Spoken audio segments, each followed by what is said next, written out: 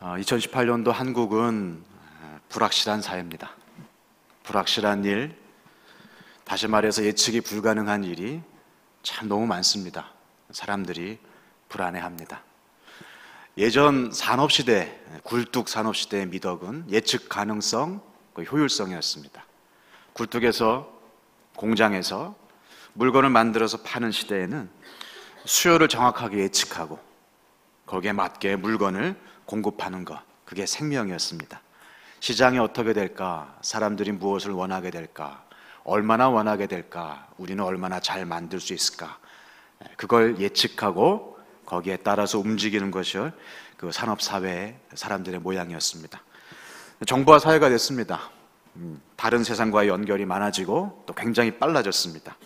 지구 반대편에서 일어나는 일이 바로 우리 사회에, 바로 내 일에 영향을 줍니다. 서로를 의존하게 되는 상호 의존성이 높아졌다는 것입니다. 우리 집에서 먹는 밥상만 봐도 그렇습니다. 이제는 혼자서 우리끼리 밥상을 이룰 수가 없습니다. 쌀은 2000쌀, 고등어는 노르웨이산, 장조림은 호주에서 건너온 소고기로, 그릇은 미국산 코렐. 어디 우리끼리 우리만 할 수가 있겠습니까? 남의 나라 일이라고 손을 놓고 있다가는 뒤통수 맞게 됩니다. 다 연결되어 있습니다. 그래서 우리 삶이 굉장히 복잡해졌습니다. 강 건너 불구경하듯이 남의 일이라고 넋을 놓고 있을 수가 없습니다. 단순하고 소박한 삶이었는데 갑자기 우리 삶이 최근 10년, 20년 사이에 너무 복잡해졌고 불확실해졌습니다. 예측 가능한 것이 별로 없습니다. 집값이 오를지 내릴지 전문가도 잘 모릅니다. 경기가 좋아질지 나빠질지 잘 모릅니다. 정치가 어떻게 될지, 국제 정세가 어떻게 될지 참 불확실합니다. 심지어는 대학 입시 제도가 어떻게 되는지 고3 담임도 헷갈립니다. 하도 많이 바뀌어서요. 너무 많이 바뀌어서요. 이런 불확실성은 우리를 바쁘게 만들었습니다. 안 그래도 불안한데, 안 그래도 불확실한데 확실하다 싶으면 속도라도 내야 됩니다. 이거다 싶으면 먼저 뛰어가서 잡아야 그 다음에 확실한 내 것이 되니까요. 그래서 우리는 엄청나게 속도 경쟁을 했습니다. 남보다 뭔가 빨리 잡아야 성공할 것처럼 우리는 생각했습니다. 그래서 열심히 달렸습니다. 새벽부터 일어나서 달렸습니다. 남들 잘 때에도 달렸습니다. 방향 없이 우린 그렇게 달렸습니다. 최근 들어서 이런 얘기를 하더라고요. 인생은 속도가 아니라 방향이라고. 지금까지 열심히 달려왔는데 갑자기 이제 와서 얼마나 빨리 달리느냐가 중요한 게 아니라 얼마나 제대로 달리느냐가 중요하다, 이렇게 나오는 거예요. 뒤통수를 맞은 것 같은 그런 기분이 듭니다. 가만히 생각해 보니까 정말 열심히 달려오긴 했는데 내 인생이 정말 제대로 달려왔나? 거기에 대해서 가슴을 이렇게 내밀고 제대로 대답할 수 있는 사람이 누가 있겠습니까? 갑자기 제대로 된 방향으로 살고 있냐고 물어보니까 눈이 번쩍 떠졌습니다. 근데 문제는 이 방향이 제대로 된 방향이 아니라는 깨달음이 있어도 제대로 된 방향으로 되돌아갈 용기가 나지 않는다는 거예요. 지금 와서 이 산이 아니라고 말하면 내 인생은 다 이렇게 지나가고 났는데 내 인생 지금까지 헛수고했다고 얘기하면 그 마음의 허탈함을 어떻게 합니까? 저 산으로 방향을 틀자니 용기가 안 납니다. 그게 지금 한국 사회를 살고 있는 대부분의 중년 40대, 50대, 우리 60대, 70대 형님들, 누님들의 삶입니다. 그것이 중년들의 문제입니다. 근데 이 문제가 중년만의 문제일까요?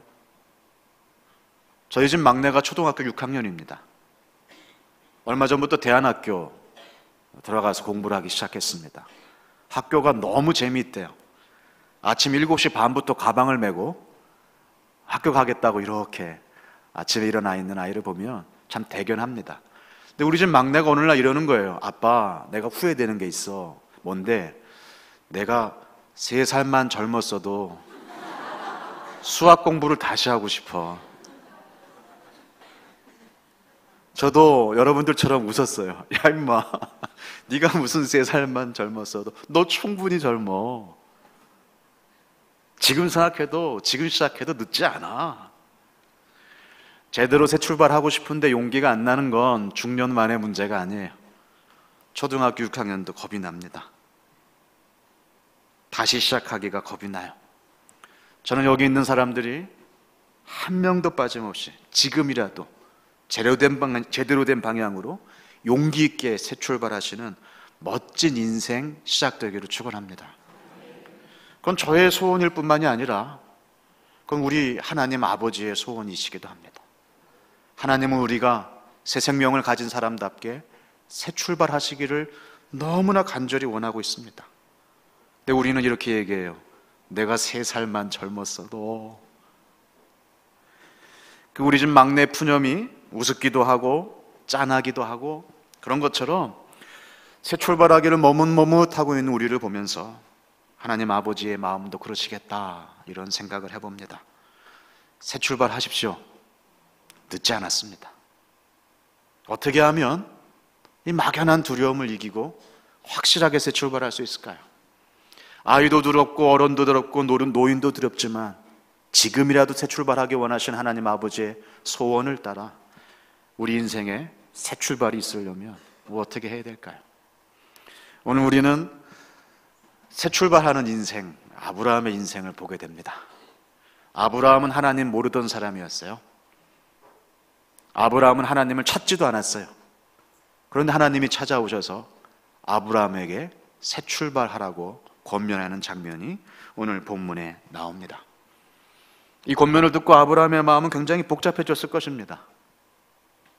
갑자기 떠나라고 하면 어떡하나, 그 마음의 두려움도 많았을 것입니다.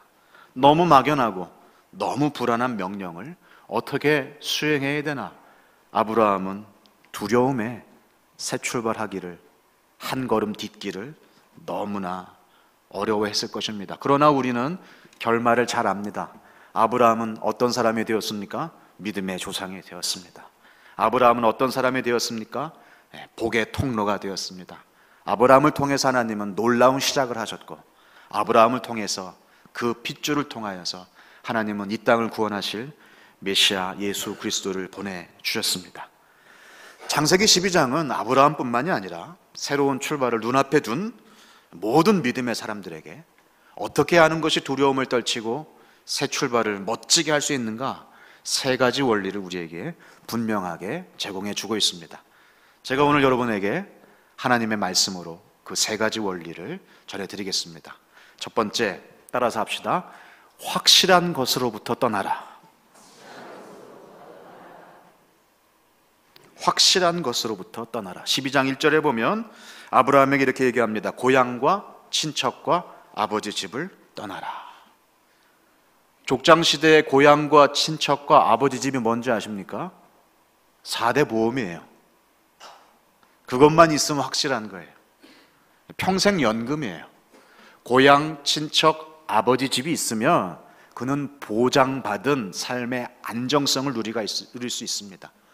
시족사회, 족장시대에는 혈통으로 이루어진 가족과 친척이 전부였어요. 그들이 군대였고, 그들이 대통령이었고, 그들이 나의 보험이었고, 그들이 내 통장입니다.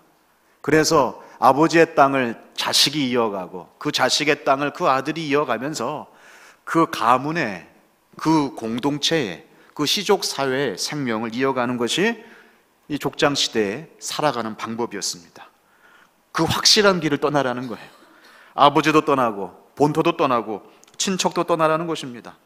모든 걸 다 버려두고 떠나라는 것입니다. 게다가 지금 아브라함이 살고 있는 갈대아 우르가 어떤 곳입니까?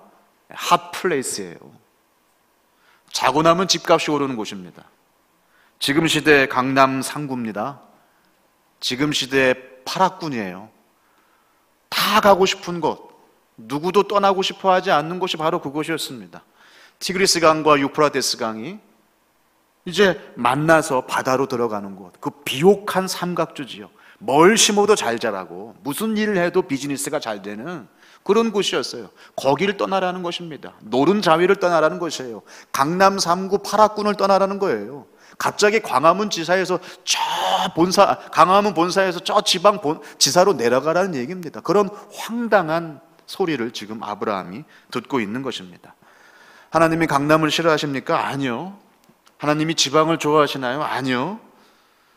하나님은 지금 아브라함에게 확실하게 보이는, 아브라함이 느끼기엔 너무 분명한 것을 두고 떠나라고 요청하는 것입니다.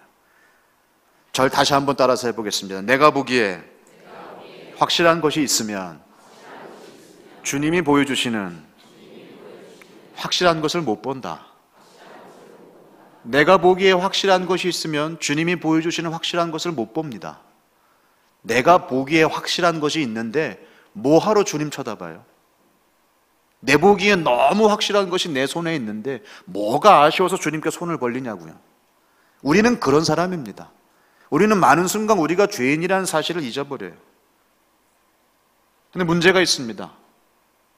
지금 세상이 불확실성의 사회라는 거예요. 내가 보기에 확실한 것이 진짜 확실한 것이냐? 그겁니다. 여러분, 지금 손에 들고 있는 것이 정말 확실한 겁니까?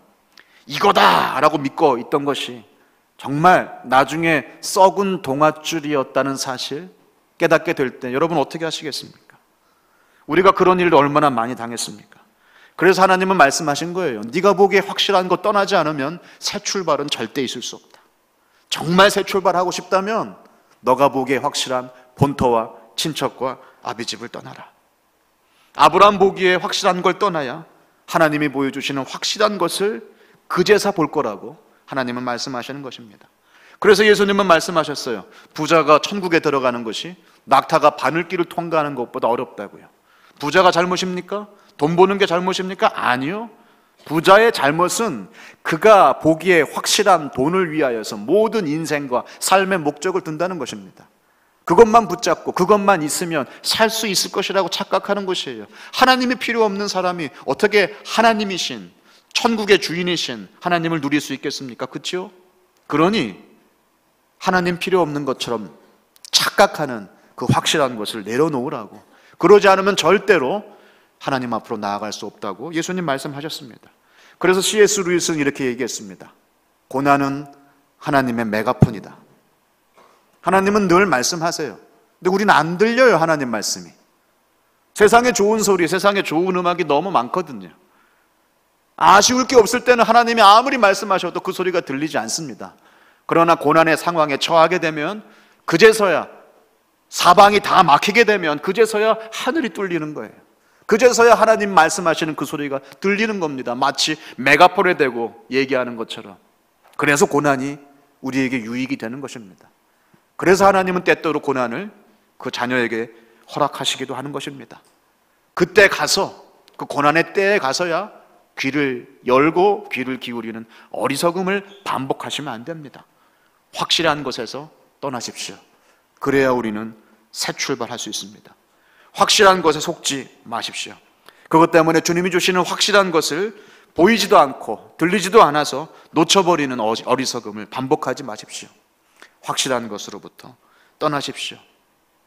여러분의 본토, 친척, 아비집은 무엇입니까? 누굽니까? 확실한 하나님의 음성을 가로막는, 새로운 하나님의 계획을 가로막는, 하나님의 생각보다 내 생각에 더 집중하게 만드는 그 확실한 것은 무엇입니까? 그것으로부터 떠날 때 우리는 새 출발의 첫 발을 내딛게 되는 것입니다. 우리 옆에 있는 분에게 권면합시다. 확실한 것으로부터 떠나십시오.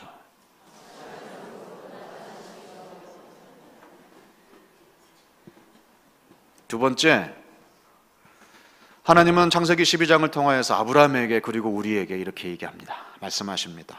집착으로부터 떠나라. 집착으로부터 떠나라. 술집에 가면 안 가보셨겠지만 청년들은 미래를 얘기합니다. 중년들은 현실을 얘기합니다. 노인들은 과거를 얘기합니다. 내가 왕년에. 아무리 나이가 많으셔도 청년처럼 사는 노인들이 계십니다. 그분들은 과거에 붙들려서 과거의 영광에 휩싸여서 과거의 것만 이야기하지 않습니다. 이 산지를 내게 주시옵소서 라고 얘기할 수 있는 청년의 심장을 가진 노인분들도 얼마나 많은지 모릅니다.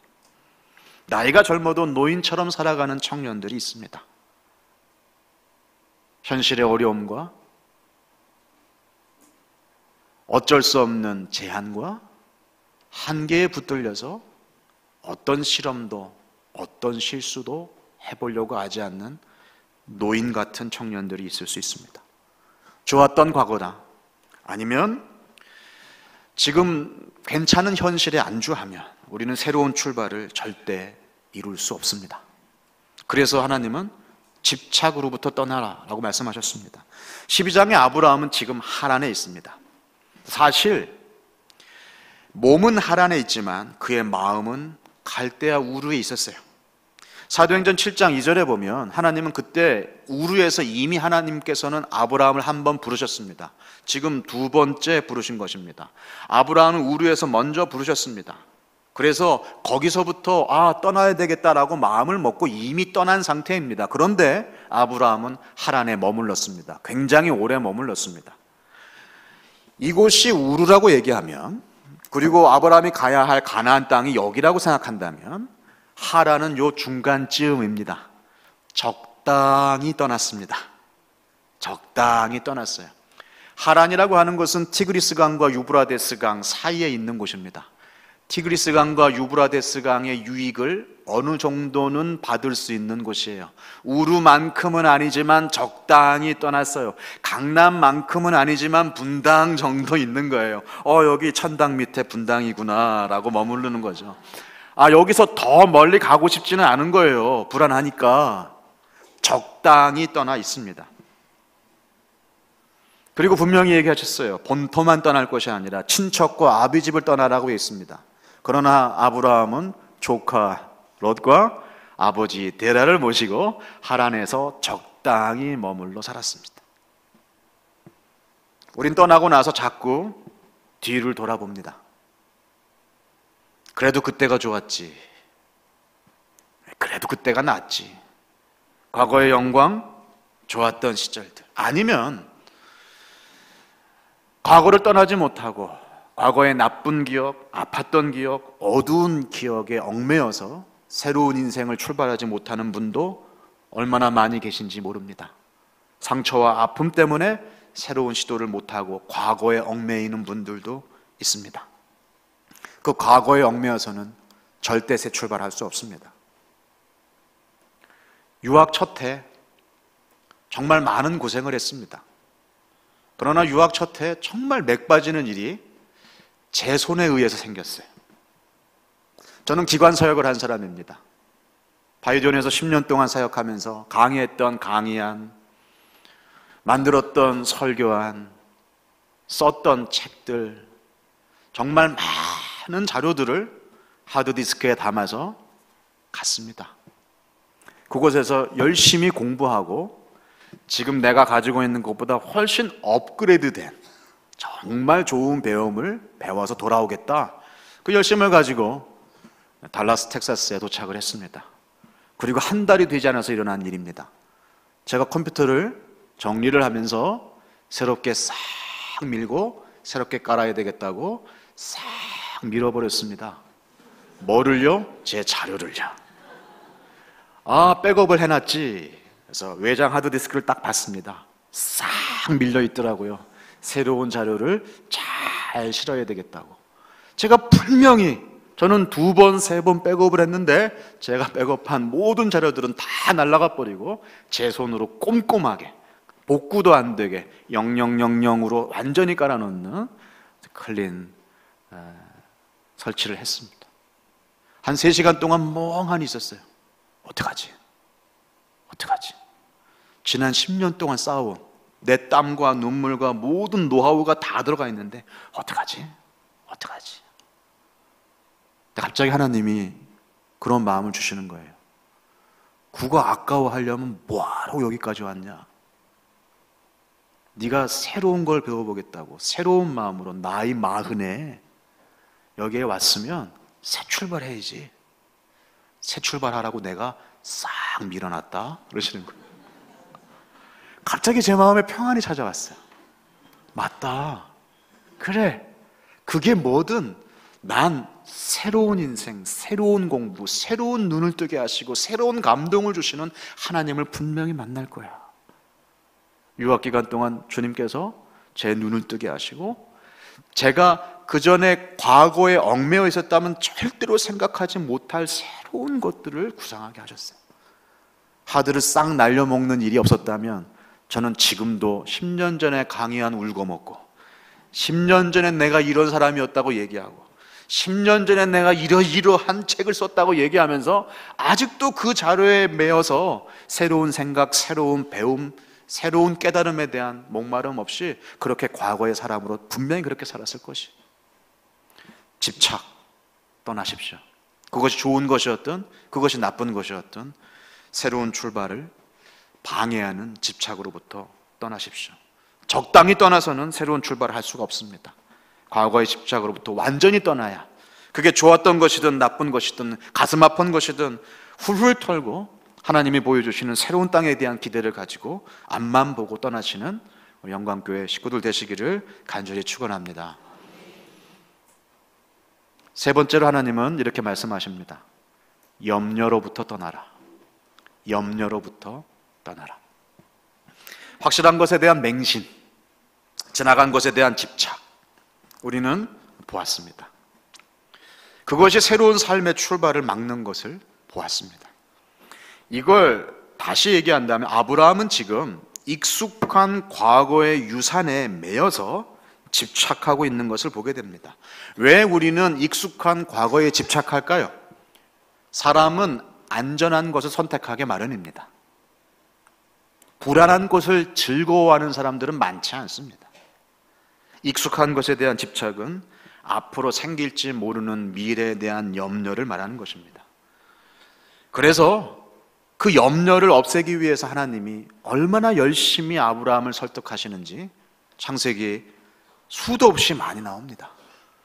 그 아브라함을 다시 한번 불러 세우시는 하나님의 열심을 오늘 본문을 통해서 보게 됩니다. 사실 염려가 가득한 세상이죠. 우리가 살고 있는 세상에 염려가 많습니다. 돈이 없으면 돈이 없어서 염려고요. 돈이 있으면 있어서 염려입니다. 이왕 염려면 있어서 염려 한번 해봤으면 좋겠습니다만 있어도 염려입니다.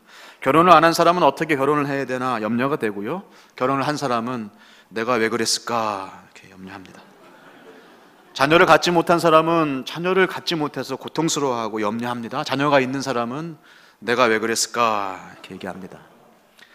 하나님은 염려가 많은 아브라함에게 무턱대고 그냥 무조건 생각 없이 가라면 가지 이렇게 말씀하지 않으셨습니다. 일단 떠나라고 하면 떠나지 이렇게 말씀하지 않으셨습니다. 아브라함을 설득하십니다. 아브라함을 격려하십니다.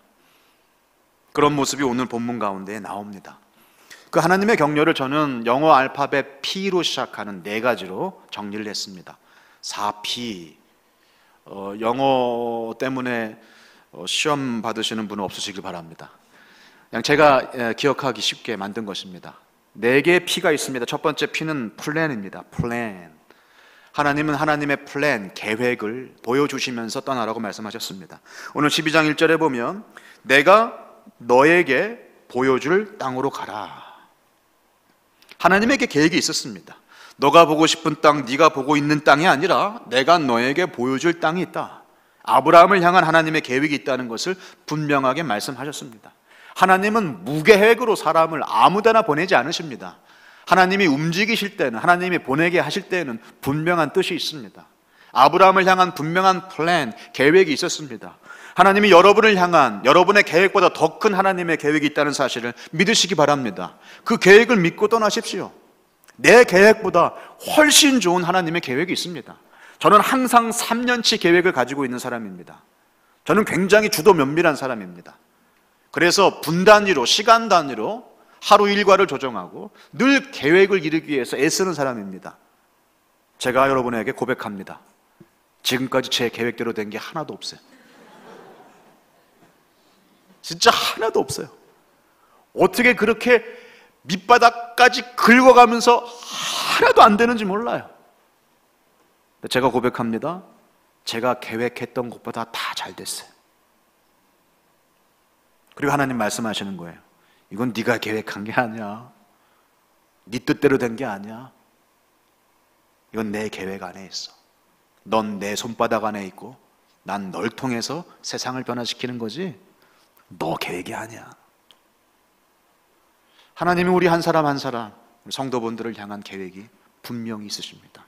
하나님의 플랜을 믿고 떠나십시오. 두 번째, promise. 하나님의 약속을 믿고 떠나라. 오늘 2절은 이렇게 얘기합니다. 내가 너로 큰 민족을 이루고 너에게 복을 주겠다. 바닷가의 모래처럼 저 하늘의 별처럼 내가 큰 민족의 아버지가 되게 하겠다라고 하는 하나님의 약속이 있었습니다. 이 아브라함 언약은 모세 오경을 면면히 흘러가는 굉장히 중요한 약속입니다. 하나님께서는 아브라함에게 복을 주시겠다고 약속하셨습니다. 복만 구하면 그건 기복주의입니다. 그러나 우리는 하나님의 복이 절실한 하나님의 자녀입니다. 하나님의 복이 없으면 우리는 못 삽니다. 하나님 복 주십시오. 주님 없으면 못 살겠다고 하는 게 진짜 신앙입니다. 다른 사람에게 복을 나눠주기 위해서 우리에게 복을 넘치게 하시는 하나님이신 것을 믿으시기 바랍니다. 누구보다 복된 사람, 누구보다 복이 넘치는 가정, 복이 흘러서 이웃으로 넘쳐나는 복된 교회로 여러분을 세우실 것을 당연히 믿습니다. 하나님의 약속이 우리 성경 66권 가운데 계속 넘쳐납니다. 우리는 하나님의 두 번째 P, promise, 약속을 가진 사람입니다. 세 번째 P는 protection, 세 번째 P는 provision입니다. provision. 오늘 아브라함이 이렇게 얘기합니다. 내게 복을 주어 내 이름을 창대하게 하실 것이다. 하나님은 우리에게 공급하십니다. 우리가 필요한 것을 날마다 공급하십니다. 광야에서 만나를 먹이신 것처럼, 그리고 만나가 끊어지면서 이제는 하나님의 약속을 믿고 성숙한 사람으로 자라야 된다고 말씀하신 것처럼 하나님은 우리에게 복을 공급하시는 공급자이십니다. 무엇을 먹을까, 무엇을 입을까 걱정하지 말라고 얘기한 것은 아무 계획 없이, 아무 대책 없이 살라는 얘기가 아닙니다. 하나님의 공급을 믿고 하나님의 공급에 의지하라는 말입니다. 여러분은 하나님의 복을 의지하십니까? 아니면 여러분의 통장 잔고를 의지하십니까? 하나님이 그것을 말씀하시는 것입니다. 네 번째 P는 protection, 하나님의 보호입니다. 오늘 3절 말씀은 이렇게 얘기합니다. 너를 축복하는 자에게는 내가 복을 내리고 너를 저주하는 자에게는 내가 저주하겠다. 하나님의 보호하심입니다. 어떤 상황에서도 우리를 향한 하나님의 계획에 방해받지 않도록 우리를 눈동자처럼 지켜주실 것을 믿으십시오. 하나님은 네 가지로 아브라함에게 약속하셨습니다. 나는 너보다 더 큰 계획이 있다. plan. 내가 너에게 큰 민족의 아버지가 되게 하겠다. promise, 약속. 내가 너에게 복을 공급해 주겠다. provision, 공급. 너를 복 주는 사람을, 너를 축복하는 사람을 내가 복을 주고 너를 저주하는 사람을 내가 저주하겠다. protection, 하나님의 보호. 말씀을 맺겠습니다. 불안한 세상입니다. 불확실한 사회입니다. 그래서 우리는 열심히 달려왔습니다.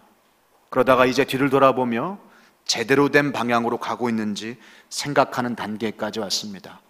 지금이라도 늦지 않았습니다. 새 출발하십시오. 우리는 확실하신 하나님의 확실하신 네 가지 P에 의지해서 새 출발할 수 있습니다. 나를 향한 하나님의 계획이 있다는 사실을 믿으십시오.